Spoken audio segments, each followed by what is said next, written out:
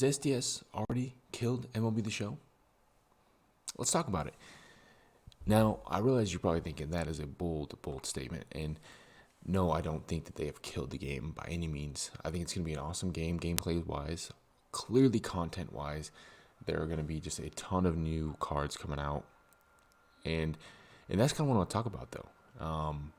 As someone who's no money spent, which I think by far MLB is one of the few games where you can truly be no money spent and have one of the best teams, whether it be investing, just grinding. There's so many different ways to make stubs in this game, and one thing I like about this game is that there is only one currency.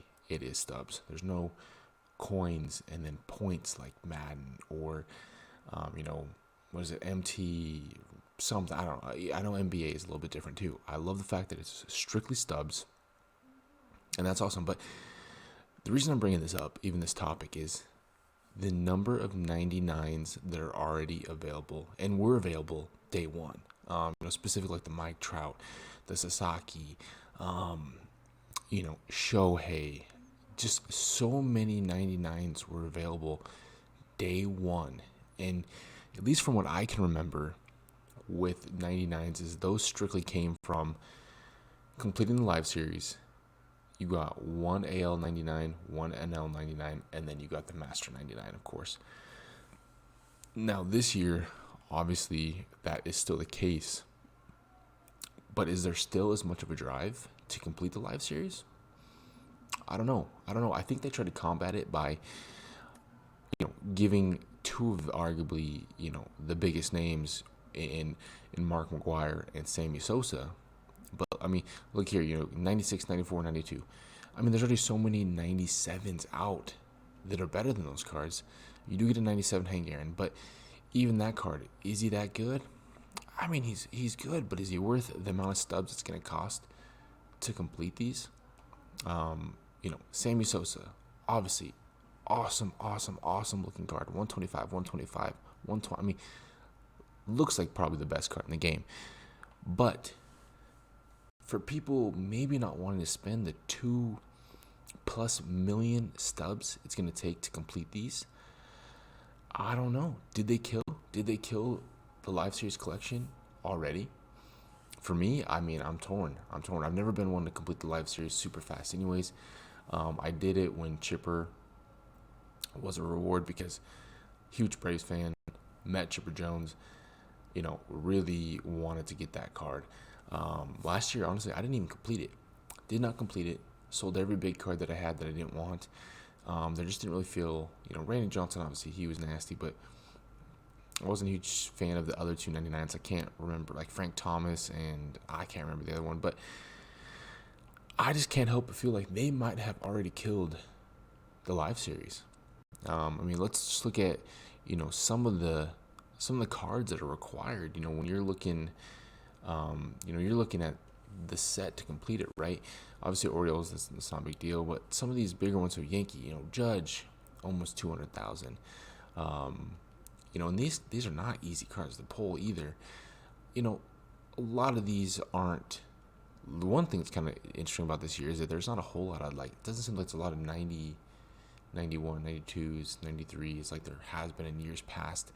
I know when we get the first, update, live series update, I'm sure there will be some that go up, but Tigers don't even have a gold. But my whole thing is this takes time. It takes a lot of time, and you're either spending a lot of stubs on all these just random cards that you're never obviously going to use, or you're opening up tons and tons of packs, and by the time you finish it, who knows when it's going to be, right?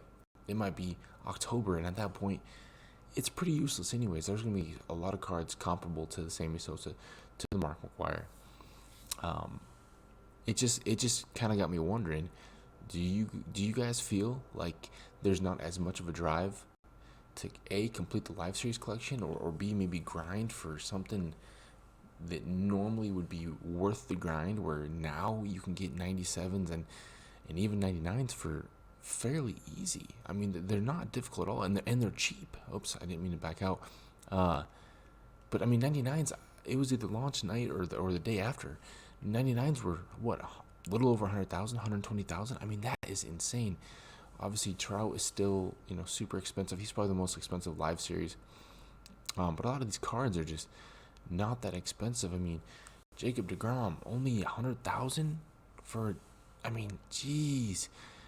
It honestly is making it not worth opening packs either, because I did complete the live series for the Braves just because, again, Braves fan. I'll want those cards. But just kind of makes it not worth even opening packs. The value is not there. If you don't pull a 90, at least, if you were to rip a bundle, say if you buy a bundle, there's almost no value in it. I mean, look how cheap all of these cards are. Absolutely insane.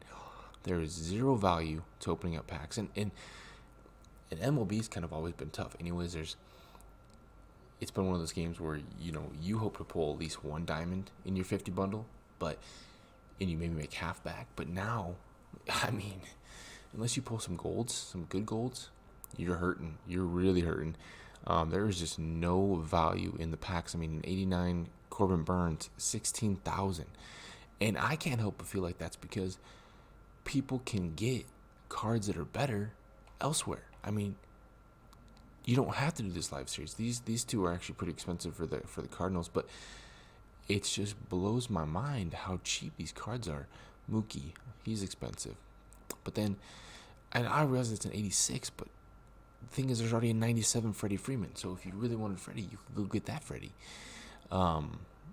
Manny Machado, I have heard, I think his price is up because, when Tatis comes back in 20 days or whatever, he'll be added in.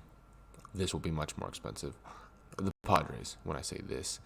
So you might want to complete that if you are trying to do it. Complete it sooner than later. But just not a whole lot of value. I mean, you saw all those cards. There's almost no value because when you look at the marketplace, I mean, look at all of these 99s for cheap.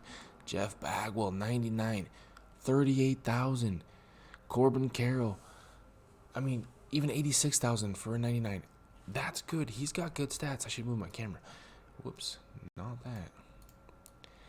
He's got good stats. I mean, it's crazy. Miggy, 96. Trout, I mean, 131 for a Trout card. That's way better than his live series. And I realize live series will go up and down. Also have the boosts per day if he's doing good and stuff. I get that. But I mean, he could go down too, right? This 99 will always stay these stats, and those stats are pretty damn good. Trout always plays good. Eddie Matthews, again, pretty good card. Really good power. 99, 62,000. Shohei, 160. It's just, I can't help but feel like they have already really killed the grind when you want to maybe grind for that live series. And that's honestly how I'm probably going to take it this year. So I'm just going to keep cards maybe as they come, but honestly, I might not even try to complete it. Yeah, I'm not going to get Sammy Sosa. I'm not going to get Mark McGwire. And that's a little bit of a bummer.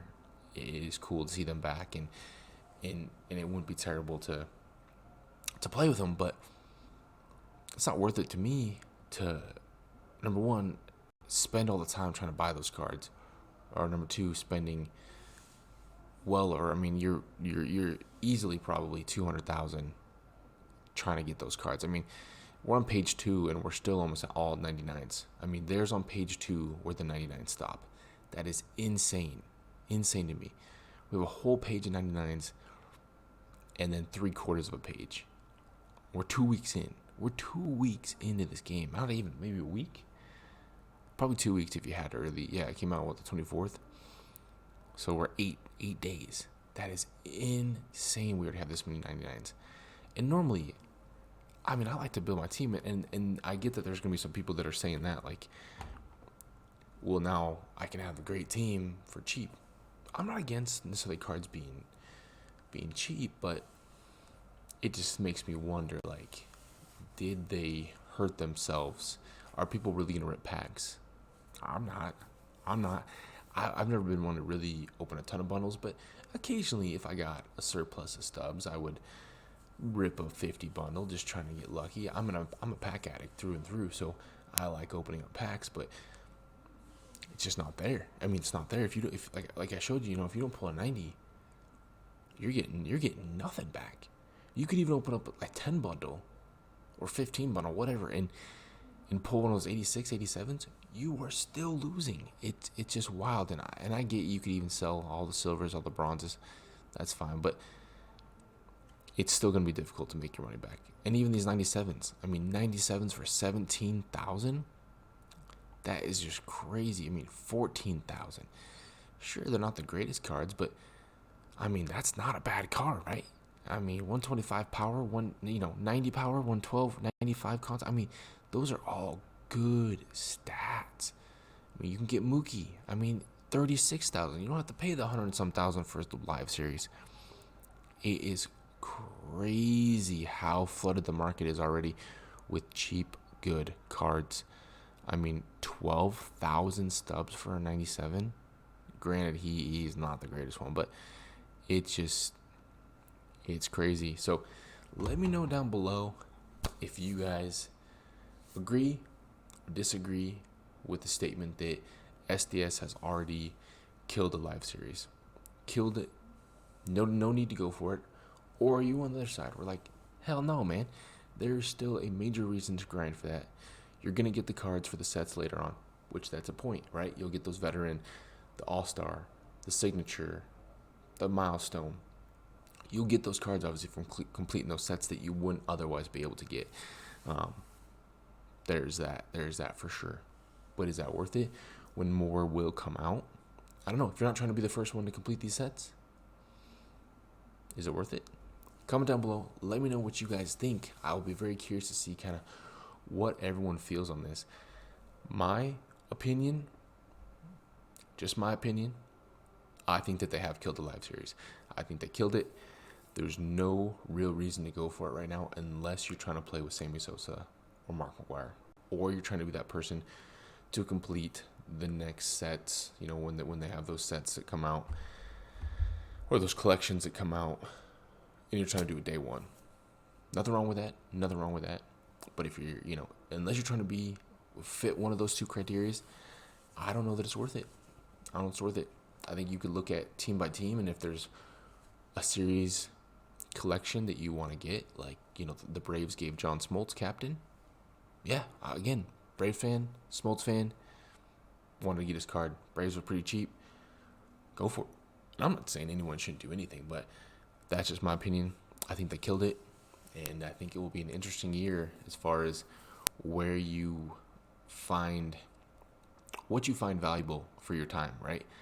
Am I going to grind some program that might take, maybe 10 hours to complete to give me a 97 or a 99 that maybe I can get easier elsewhere? I mean, probably not. So I'm obviously still going to be grinding the game. I think the game's going to be awesome this year. I'm having a ton of fun playing it. But I do think they killed the live series. So let me know down below what you think, and we'll catch you next video. Peace.